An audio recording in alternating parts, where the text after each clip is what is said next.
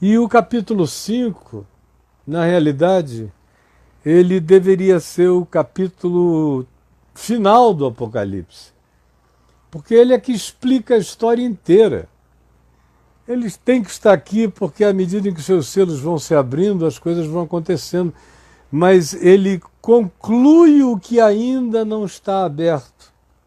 Os selos que não foram ainda abertos, que serão abertos, já terminam concluídos quando todas as criaturas universais se curvam, se voltam para esse Cordeiro que é a origem da própria criação, é o Cordeiro imolado antes da fundação do mundo, por cuja dádiva de amor os Big Bangs da criação explodiram para dar possibilidade e alternativa fenomenológica para tudo que Deus criou como natureza se expandir e se expandir. Mesmo que seja muitas vezes como calamidade, mas a resposta final já está dada. E qual é a resposta final que o Apocalipse nos diz no transcrever de cada uma das suas designações em estado de linha, espiral, crescente, arquetípico, evolutivo, até chegar no fim? Qual é a conclusão? A conclusão é que não há ninguém digno, como diz o capítulo 5. Ninguém digno.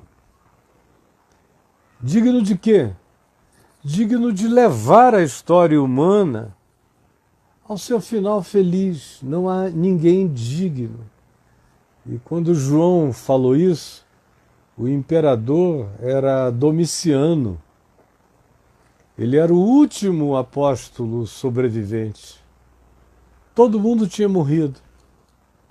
Mortes atrozes, crucificações, decapitações, apedrejamentos.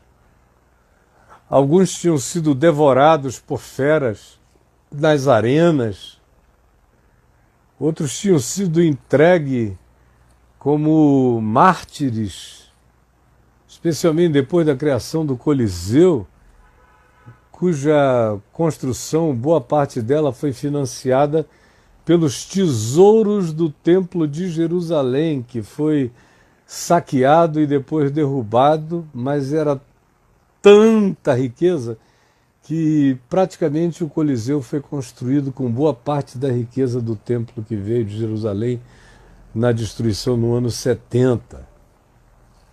E quantos cristãos foram entregues para a mortandade, para a carnificina ali? E alguns foram os maiores de todos. O Calígula foi um grande assassino, mas não foi só de cristãos, ele foi assassino de senadores, de parentes. Ele era um paranoico louco, cheio de luxúria, só queria fazer sua própria vontade. Ele dizia: eu sou o império, eu sou a Constituição, eu sou o Senado. Ele sofria dessa megalomania.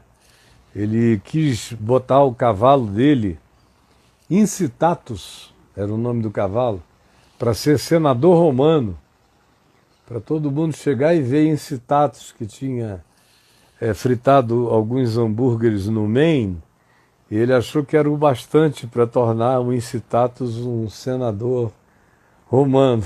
E depois ele achou isso pouco, resolveu colocar o Incitatus para ser cônsul. Cônsul era o segundo posto depois do imperador, era o cônsul. Para decidir tudo, era uma espécie de executivo do império, era o cavalo dele. Você vê a loucura do que a gente estava vivendo ali, do que os irmãos estavam vivendo sob Calígula, né? Um louco, desvairado. Aí, depois dele, você tem alguns reis fracos, ou imperadores fracos, como Cláudio, mas que era um cara ardiloso, cheio de vícios sexuais, pedófilo ao extremo, se retirou por completo de Roma, foi morar em Capri, Anacapri, no meio do oceano, onde ele abusava dos garotinhos e adolescentes e mulheres e bacanais e loucuras, até que veio Nero, não é? E Nero era um doido que se sentia um gênio, um artista, que achava que Roma estava desperdiçando o talento artístico dele. E, por outro lado, ele tinha problemas graves, tanto ele quanto Calígula, problemas mentais. E ele tinha uma megalomaníaca, uma mania extraordinária, um culto a si mesmo incomparável. E todos no império existiam para ele. Tudo que existia, existia para atender o desejo e a vontade dele. Então ele fazia o que ele queria, ninguém se opunha. Hoje em dia, quando alguém se opõe a um louco no poder, ele destitui o cara. Naquele tempo, matava-se. Mas era pelas mesmas razões, pelo mesmo absurdo.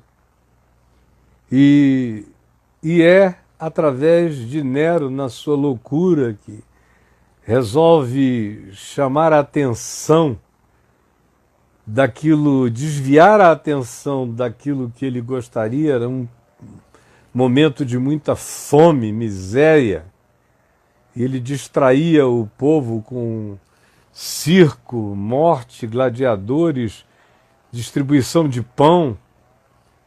Mas tinha chegado uma hora tão calamitosa que o povo já não estava mais conseguindo se deixar iludir por ele.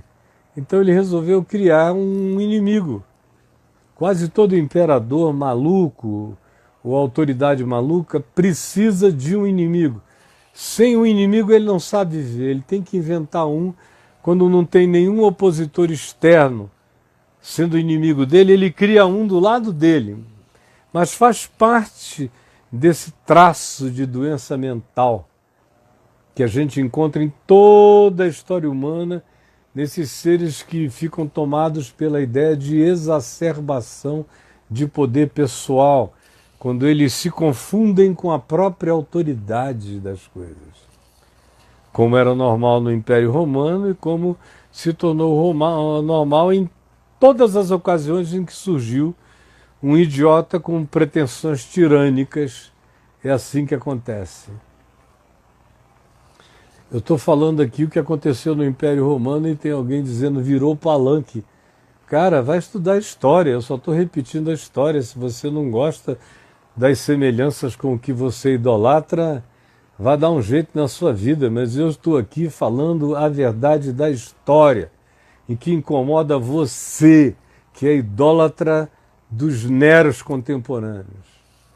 E vá dormir com esse barulho, eu não estou no palanque, eu estou como João aqui oferecendo a cabeça para quem quiser cortar, enquanto eu falo a verdade. Psiu. E então, Paulo, Pedro, morrem sob Nero.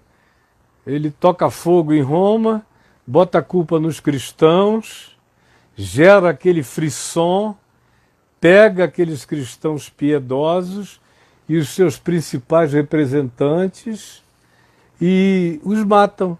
Pedro é crucificado, a tradição diz que de cabeça para baixo, porque ele teria dito: eu não sou digno de morrer como morreu o meu Salvador. E Paulo foi decapitado. E a igreja levou aquele susto. Pedro e Paulo não falam mais. Aí é uma acumulação de perdas. Isso foi no ano 68. E agora nós estamos aproximadamente 38, 40 anos depois desse episódio com Paulo, com Pedro, nos dias de Nero. E Pedro está exilado, acusado de palanque, viu, garoto? Acusado de palanque, acusado de estar pregando política. porque ele dizia que Jesus Cristo era o Senhor. E os romanos diziam que Senhor era César, qualquer César. Ele dizia que obediência absoluta só ao Evangelho. E os romanos diziam que obediência absoluta era ao imperador. Ele dizia que o Evangelho do Reino de Deus não aceitava nenhum homem como poder absoluto sobre os demais homens, não aceitava e não acolhia a tirania.